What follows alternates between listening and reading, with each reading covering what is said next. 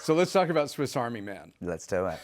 So, all right, tell me about the movie. Yeah, I want to hear you to describe the movie, and then what do you think it means? Okay, so the movie, my sort of very quick pitch for the movie is that it's a buddy comedy adventure movie in which one of the buddies is dead.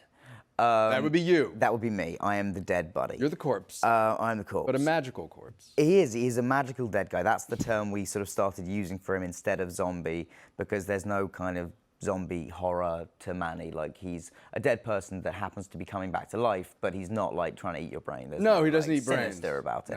No. Sweet.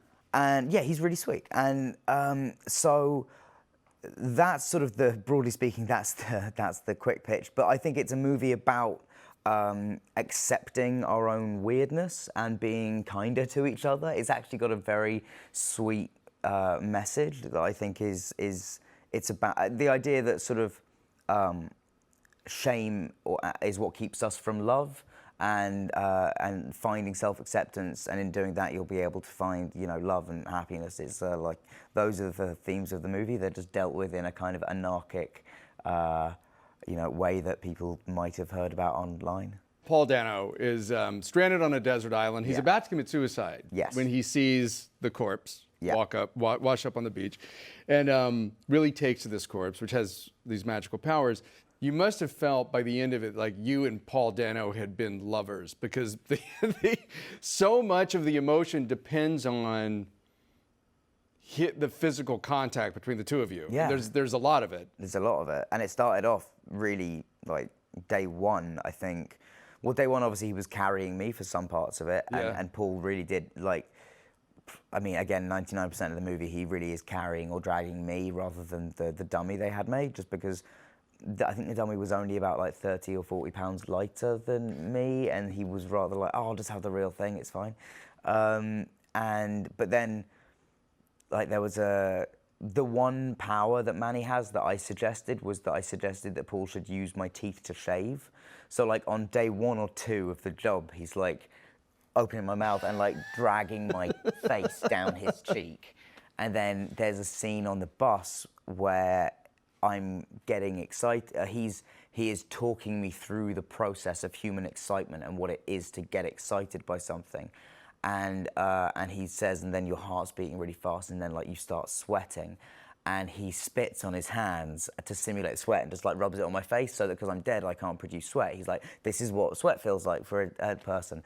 And doing that shot was like, I think the one take that is in the movie is the only take they had available to them that I did not laugh, that I could, because there was just a point where every time or throw up. No, that's the thing. Like I guess like going into it, I'm not precious about this. I was like, yeah, it's fine.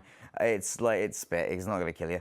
But then like, but I was on like eye level with like Paul's behind me doing that, and then you are our camera operator Larkin, who is also like losing it laughing, and so it was an incredibly fun shoot, just because it was insane every day, and just a joy to work on. There was no like hierarchy. The crew and everybody was just, we were all in it together, and yeah, it was wonderful. On a lot of sets I've been on, actors are very conscious about, there are always breath mints around because actors are in each other's faces. And I thought, you and Paul Dano must have gone through so many breath mints in this movie. I think we probably did. I think there was a lot of that. Well, we also do kiss at one point in the movie underwater. That was an important breath mint right there. Yeah, exactly. I mean, that's, you know, you want to be very conscious of that. But yeah, I think Paul and I just reached an acceptance very early on of like, we're gonna get super intimate and physical with each other on this film. There's also this very weird, like incestuous triangle thing that's happened now with Paul and I's girlfriends, and like, because my girlfriend Erin played Paul's wife in Love and Mercy, and Paul's girlfriend Zoe was with me in What If, and now Paul and I have also kissed on screen. So it's a very like, it's sort of a Bob and Carol and Ted and Alice sort of situation. Right, yeah, it's a very or like Caligula's Rome. Yeah, like the late Roman Empire. Yeah, that's what I'm going for in my career, the last days of Rome.